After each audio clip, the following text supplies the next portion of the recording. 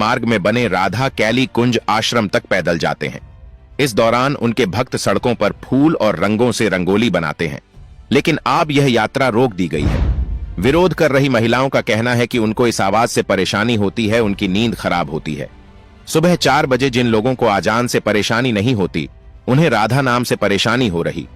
क्या आपने कभी सुना है कि कोई लाउड स्पीकर से आजान को रोकने की विरोध कर रहा है? लेकिन एक ऐसा संत जो सनातन का नाम बढ़ा रहा है, उसे रात्रि में परिक्रमा नहीं करने दी जा रही है। प्रेमानंद जी महाराज किसी को बुलाते नहीं हैं और किसी से पैसे नहीं लेते हैं अगर भक्त उनके दर्शन करने के लिए जाते हैं। प्रेमानंद महाराज दुनिया के बाकी संतों से अलग क्यों है, इसे भी आपको जानना चाहिए।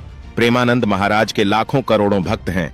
हर दिन उनके दर्शन करने के लिए जनसैलाब उमड़ता है, लेकिन वह किसी से 1 रुपया भी नहीं लेते हैं।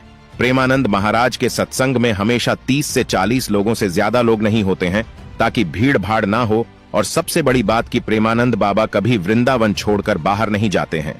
प्रेमानंद महाराज जी की आश्रम की तरफ से एक सूचना दी गई है, जिसमें बताया गया है कि पूज्य महाराज जी के स्वास्थ्य और बढ़ती हुई भीड़ को देखते हुए पूज्य महाराज जी जो पद यात्रा करते थे, श्री हित राधा के लिए जाते थे, जिससे सभी दर्शन पाए थे, वह अनिश्चित काल के लिए अब बंद कर दिया जाता है।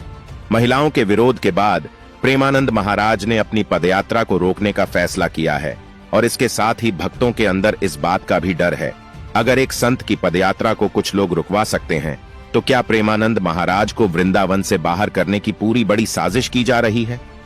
प्रेमानंद महाराज के पिछले 20 साल से दोनों किडनी खराब है, लेकिन वह जिंदा है। इसे भगवान का चमत्कार माना जाता है। इसे भारत ही नहीं बल्कि पूरे दुनिया में भारत के इस संत की चर्चा होती है। लेकिन सनातन विरोधी गैंग अब प्रेमानंद महाराज के पीछे पड़ गई है।